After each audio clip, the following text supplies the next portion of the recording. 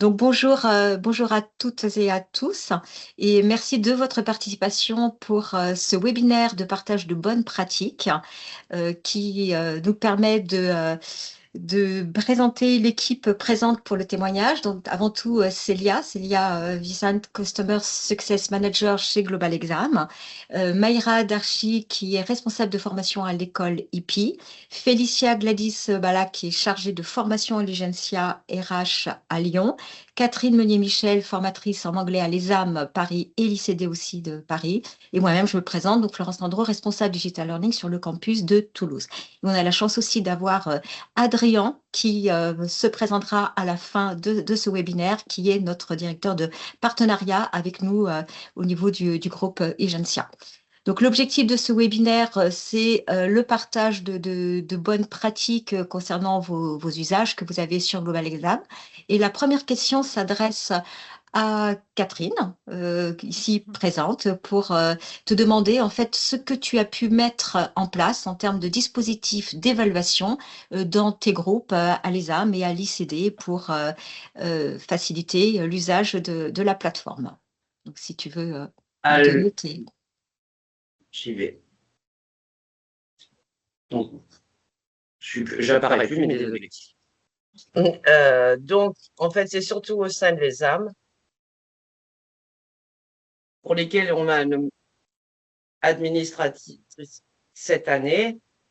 Et donc, j'ai mis un programme de suivi sur la plateforme par rapport à des groupes de niveau et des parcours différents. Il y avait un parcours supérieur et un intermédiaire. C'est ce qu'on a mis au point avec Célia au début de l'année. Voilà. Après, d'autres sont joints. On a commencé avec un accompagnement de terrain en présentiel. Puis, à cause des choses, ils ont dû commencer en continuant en autonomie. Voilà. Et c'est quand on passe à l'autonomie que c'est beaucoup plus difficile de les challenger.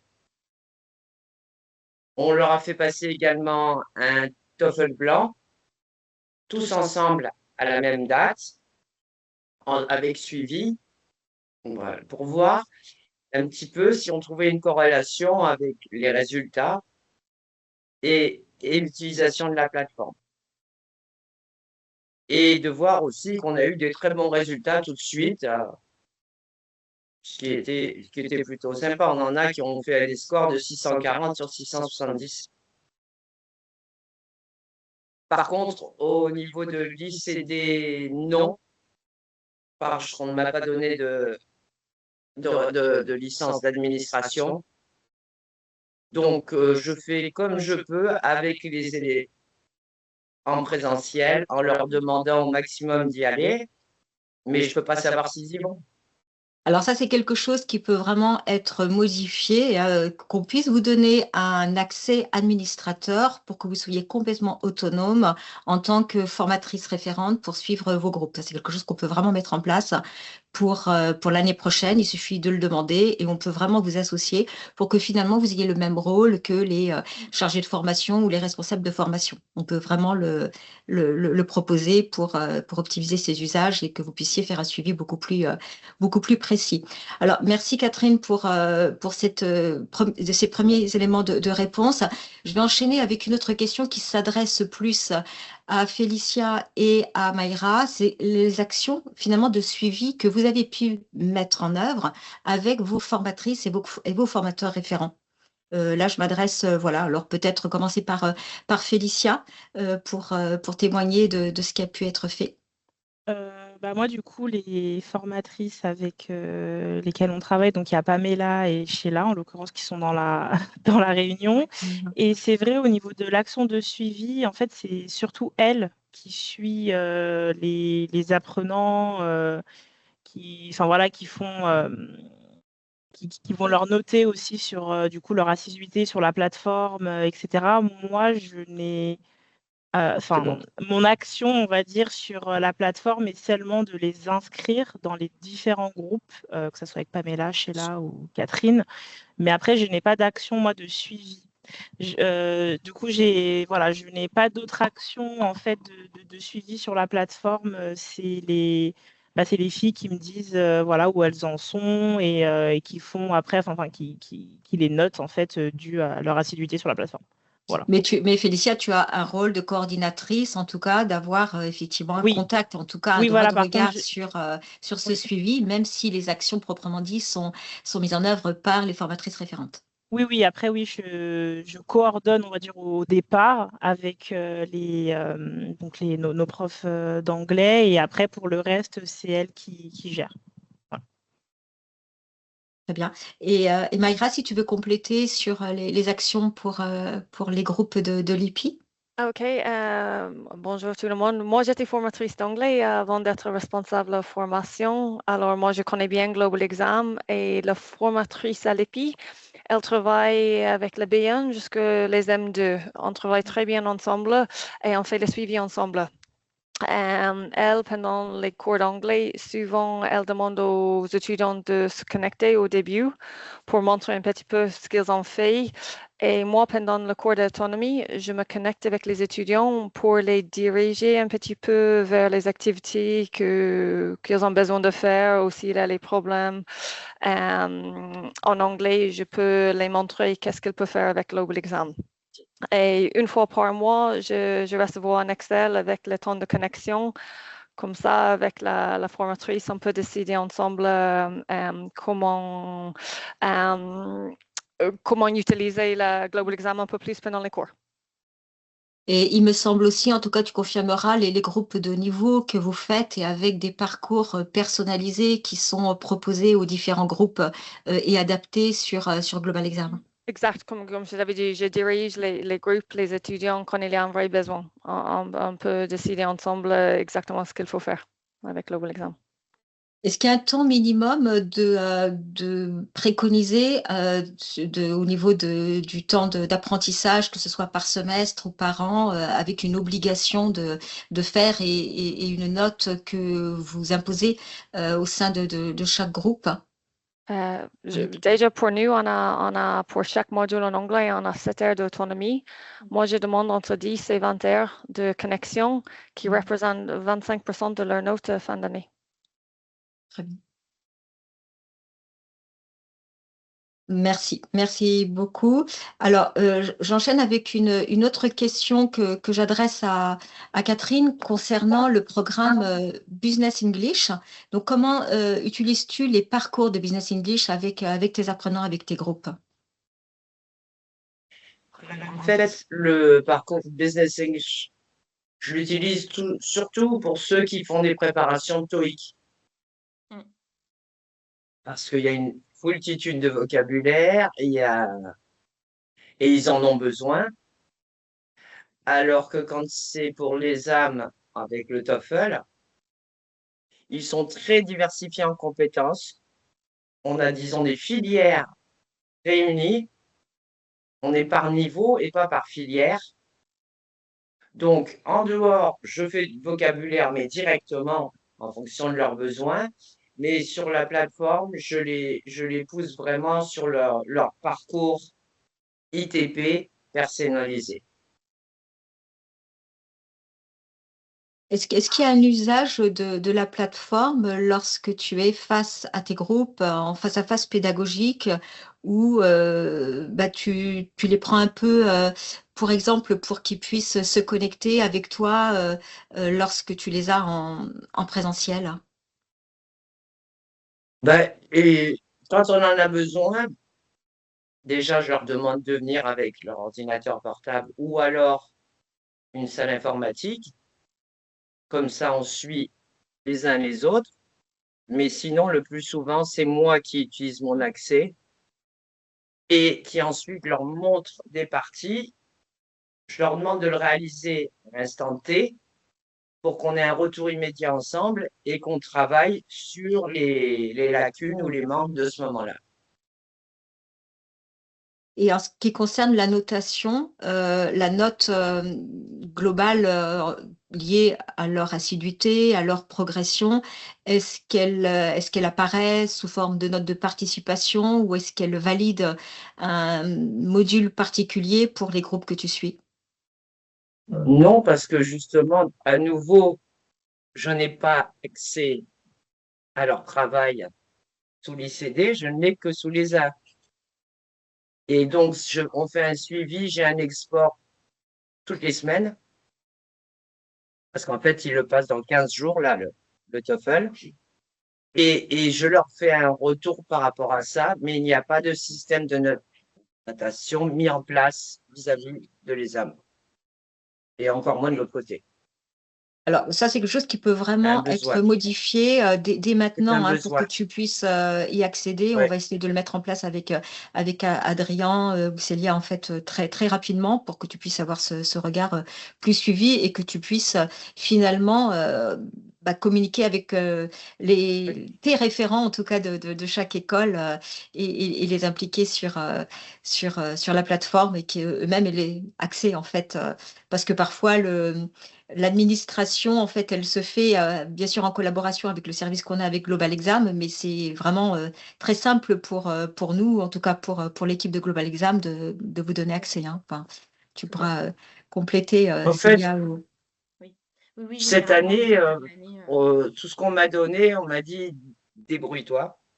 Donc, je n'ai aucun RF qui me suit et qui me cautionne. Je suis en roue libre. Bon, en tout cas, on pourra mettre un cadre pédagogique. Et si vous voulez, Maïra et Félicia, rebondir sur le témoignage de Catherine, c'est vraiment les axes d'amélioration qu'on peut entendre pour que ça se passe différemment. Donc, n'hésitez pas à rebondir sur ce que vous faites, vous, pour qu'on puisse le partager au niveau national, en tout cas pour les écoles qui sont représentées ici. Et oui, bien sûr, tu peux bien sûr prendre la parole, hein, on te laisse la parole. Hein. Bonjour, Shaila Bonjour. Guilbault. Moi, je suis sur ESAM Lyon et Agencia RH Lyon. J'avais un souci de ce type-là pour l'ESAM cette année, parce qu'on a des adresses email qui ont changé au mois d'octobre, donc ça nous a posé problème pour les suivis. Par contre, j'ai pu contacter Célia en direct une semaine avant de commencer et elle m'a donné l'accès. Tout fonctionne, Célia. Merci Sheila pour vos ressources. Oui, je rejoins Donc, ce que Florence confirmait et votre retour, Sheila. Nous, on a des accès qui sont débridés hein, pour les référents pédagogiques, les responsables de formation et les formateurs, qui vous donnent accès et à l'interface d'administration et à l'espace d'apprentissage, sans décompter de licences comme ce serait le cas pour vos élèves. Donc, généralement, ce travail-là de condensation des listes des référents, il est fait en amont de la rentrée scolaire par vos responsables digital learning qui m'envoient les listes hein, de contacts qu'il faut rajouter.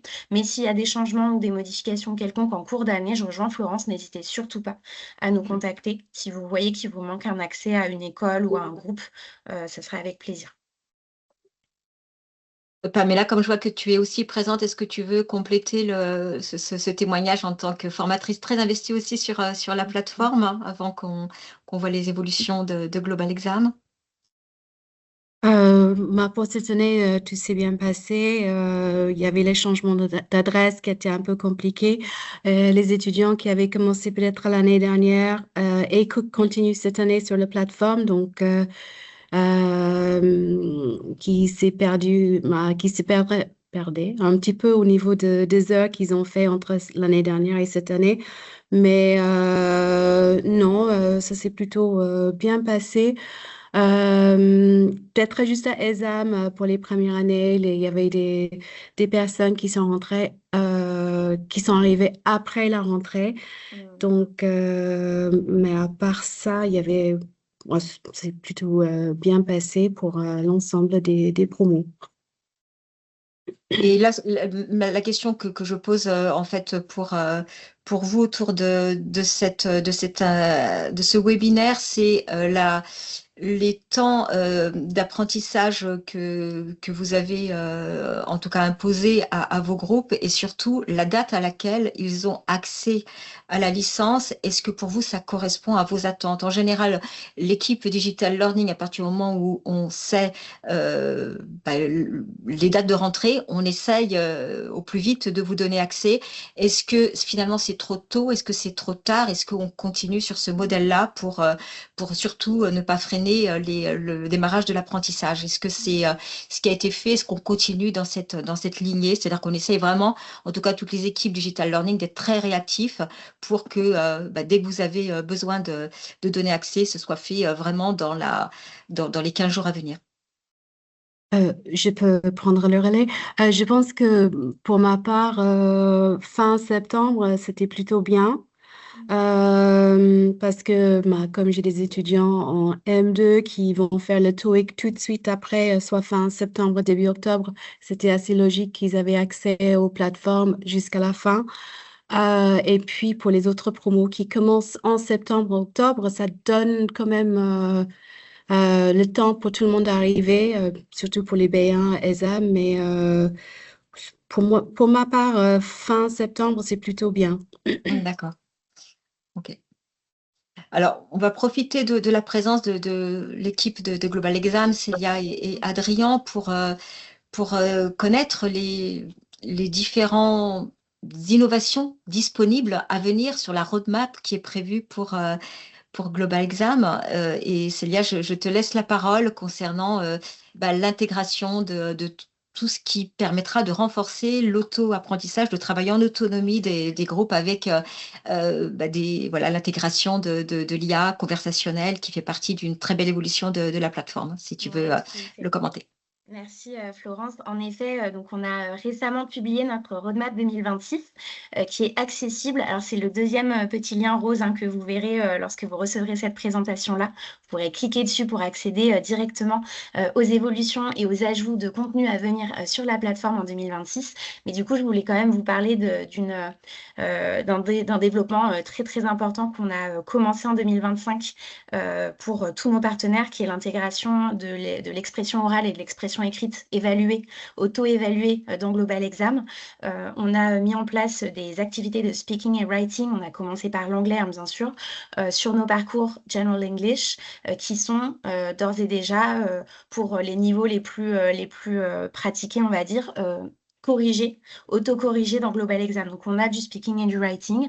Et on a aussi commencé à équiper nos nouvelles certifications. Donc, comme vous le savez, il y a certaines certifications linguistiques qui ont évolué entre 2025 et 2026. Je pense au LinguaSkill et au TOEFL IBT, pardon.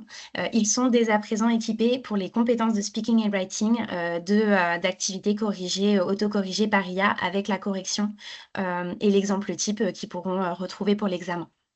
Donc ça, c'est d'ores et déjà disponible sur les accès de vos étudiants s'ils veulent aller faire un tour, et vous également. Et ce qu'on veut vraiment renforcer en 2026, et c'est pour ça qu'on en parle beaucoup, c'est l'auto-apprentissage. Et je pense que ça colle vraiment au plan pédagogique qui est le vôtre.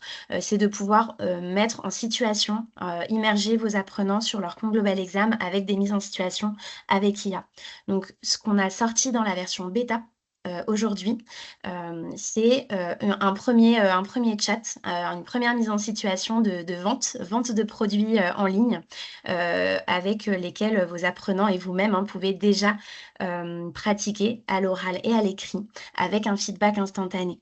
Donc c'est un menu qui est pour le moment masqué parce qu'on n'est que en bêta, mais je vous invite dès à présent à aller directement dans vos paramètres sur l'interface d'apprentissage, dans la petite molette de paramètres en haut à droite quand vous êtes sur l'espace d'apprentissage, et vous sélectionnez directement le bouton devenir bêta-testeur. Ça va vous activer un menu qui s'appelle conversation et vous pourrez directement en profiter. On a une mise en situation de vente pour le moment et on va en rajouter plusieurs dans les jours à venir. On a ciblé des pratiques de type préparation d'entretien d'embauche ou préparation d'un oral. en anglais pour le moment. Donc, on a différents personas avec lesquels vous pourrez discuter dans la plateforme. Donc, je vous invite vraiment à nous faire vos feedbacks. C'est de l'avant-première, on est en bêta, donc c'est le moment de nous faire vos retours. On les prend avec grand plaisir pour faire évoluer, même peut-être réfléchir à des thématiques de mise en situation qui correspondraient voilà, aux compétences qui sont à pratiquer par vos élèves. Donc, on est très ouverts et on attend vos retours avec grand plaisir. Le cahier qui est sur mon sac. Et en ce qui concerne la mise en production, est-ce que ça veut dire que ça sera acté pour la rentrée 2026? Ouais, tout à fait. En fait, si Oui. on est en bêta actuellement, c'est en prévision justement des prochains mois où on l'ouvrira véritablement à tous les apprenants. Donc, nous, on vise vraiment avant la rentrée prochaine. Et l'accès pour nos étudiants, pour nos apprenants, sera aussi possible sur la version responsive de l'application Global Exam? Tout à fait. Tous les sites D'accord. Global Exam, que ce soit sur appli mobile ou sur le site web, seront équipés de ce nouveau menu. D'accord, très Tout à bien. fait. Et je vous laisserai vous intéresser à notre roadmap pour regarder, puisque vous voyez que sur le point numéro 2, on parle d'enrichissement de nos contenus. Donc, je vous laisserai regarder un petit peu de quel contenu il s'agit, parce qu'on va parler potentiellement beaucoup de LV2, pour ceux que ça intéresse. Est-ce que pour les formatrices présentes, vous aviez eu accès à cette information? Parce qu'il y a quand même une communication qui a été faite, en tout cas pour les responsables de formation et les formateurs sur ce point-là. Est-ce que vous souhaitez réagir sur cette version bêta, si vous l'avez expérimentée ou pas? Alors, la bêta, on l'a vraiment présentée lors de notre webinaire de début mars, donc je ne sais pas si D'accord, pas c'est quand encore. même très, Ok. très récent. Ouais, ok, très bien. On n'a pas eu l'information pour le Ouais. moment, je pense. Donc voilà, vous l'avez en avant-première, donc c'est parfait. C'est Ouais, vraiment de l'avant-première là pour le coup.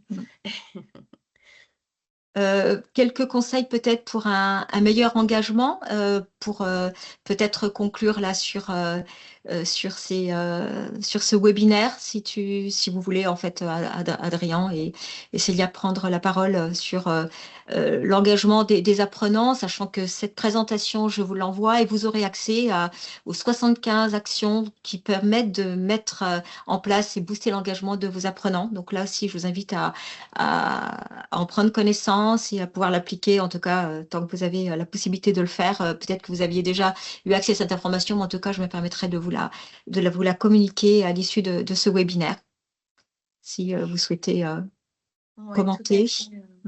Je ne sais pas si certaines d'entre vous l'avaient déjà consulté. C'est un document qui est relativement récent, qui est sorti à la rentrée 2025.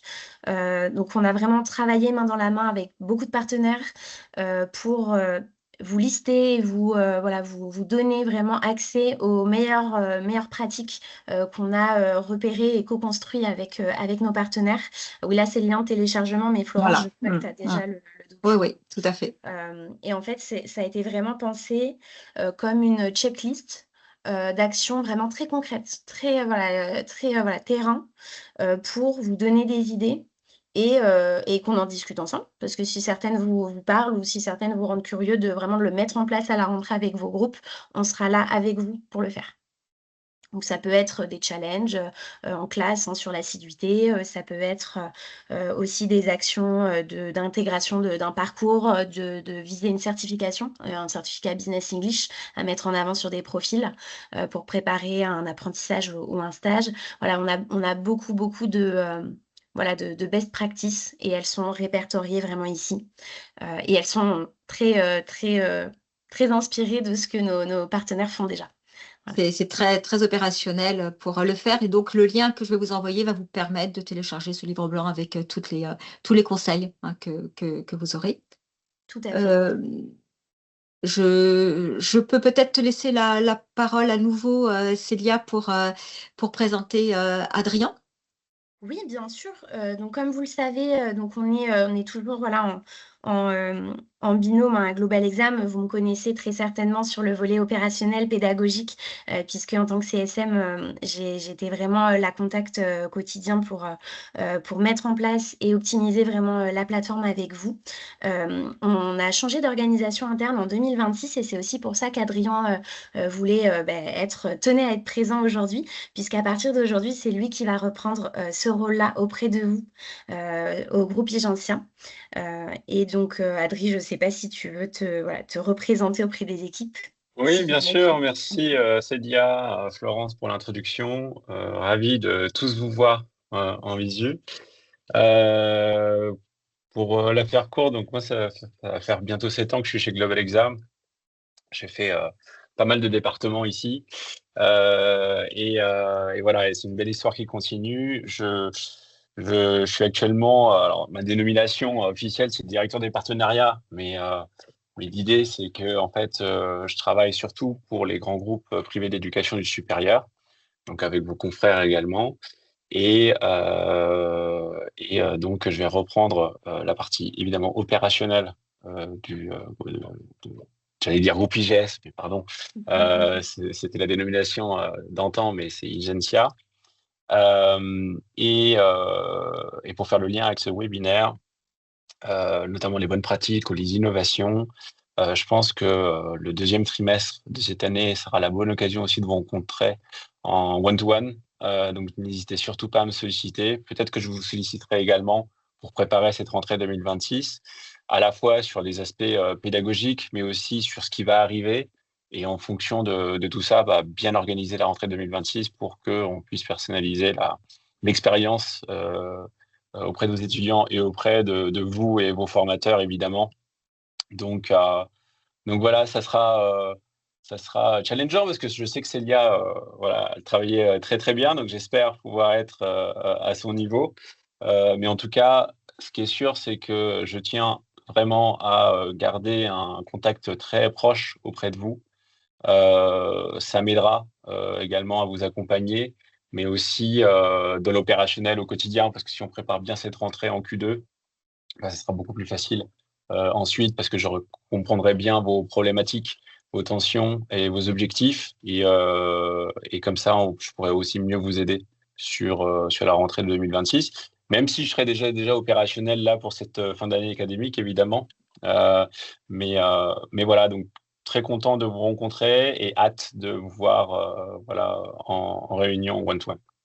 Et Adrien nous garantit un service ISO qu'on avait avec Célia, et vous allez pouvoir vraiment être accompagné de la même façon pour toutes les problématiques que vous avez pu rencontrer ou conseils pédagogiques. Là-dessus, on est très, très serein sur ce changement de contact. Moi, je voudrais terminer, là aussi, je vous enverrai la présentation sur un kit d'accompagnement Global Exam, et ça aussi, c'est des ressources très précieuses qui sont communiquées par Global Exam, sur les plans de parcours, sur les guides d'utilisation pour vos étudiants, sur les guides d'utilisation pour vous, formateurs aussi, les supports de communication. Donc, je vous l'envoie aussi à l'issue de ce webinaire. Et voilà, si vous avez des questions, en tout cas, vous avez donc maintenant aussi les référents. Et ça, c'est important de savoir que, bien sûr, il y a le contact Global Exam, mais il y a aussi nous en équipe au sein de chaque campus, hein, que ce soit Stéphanie Lavie qui n'a pas pu se connecter peut-être, mais en tout cas, vous avez l'équipe. Il y a Christine présente aussi à Lyon, et Sylvain pour accompagner les écoles lyonnaises, Sylvain, et bon, moi, et puis Tia aussi qui est présente pour Toulouse. Donc voilà, vous êtes vraiment bien entourés, parce que l'objectif, c'est bien sûr l'expérience apprenant et de s'assurer que ce qu'on met en place pour nos étudiants, eh bien, ce soit en complément de votre présentiel, et les cours que vous faites, bien sûr, en face-à-face pédagogique, c'est un complément avec tout ce qu'on peut mettre en œuvre sur le suivi, parce qu'on sait aussi que c'est ce suivi-là qui nous permet de pouvoir réagir et faire des parcours personnalisés, et avec cette roadmap que vous avez pu mettre en place au sein de l'équipe EdTech de Global Exam avec l'IA, qui va, à mon avis, changer aussi les pratiques, les modalités pédagogiques.